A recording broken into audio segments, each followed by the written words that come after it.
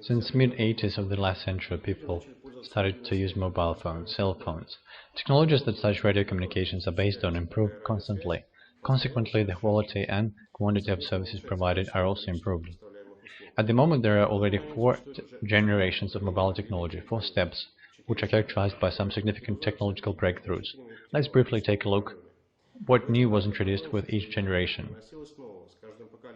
As far as an English generation starts with G, each of the generations is called by a serial number of the letter G in the end.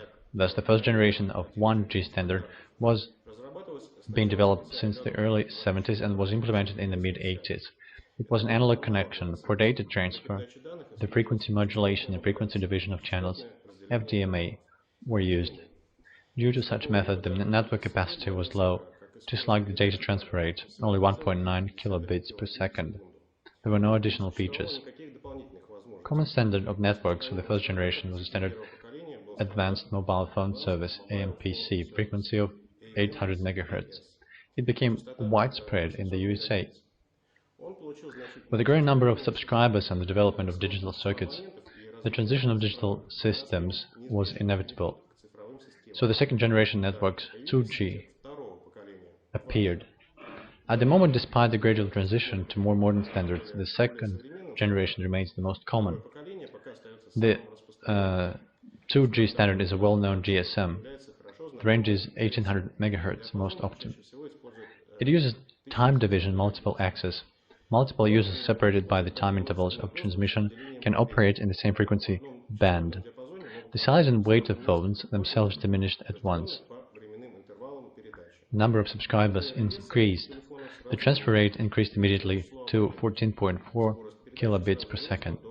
Many new features appeared, such as call forwarding and call hold, caller ID, data, voicemail, and of course short messages sending, SMS. The only disadvantage with respect to analog systems can be possibly only the great number of the base stations to cover the territory. Later, by the end of the 1990s, within the second generation there was a noticeable superstructure, an improvement, GPRS, and it gave the opportunity to transfer data between devices and external networks. That is, access to the internet from a mobile phone became available. The second generation transformed to the generation 2.5G, and with the invention of the improved data transfer technology EDGE to 2.75G. Consequently, the rate of information transfer was increasing significantly, by times. But it was time to make a new step, and so it happened. Temporal channeling was replaced by a code one. A new digital generation 3G was born, the most common standards of which are UMTS, CDMA 2000. The work is arranged at frequencies close to 2 GHz.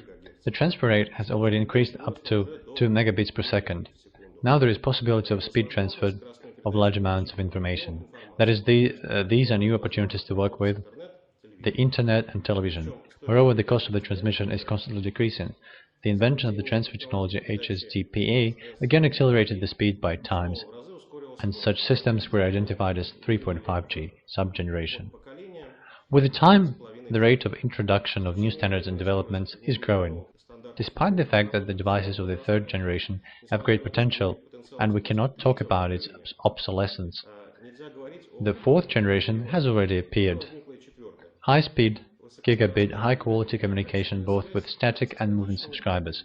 It is based on batch data transmission protocols. The frequency range is about 2.5 GHz.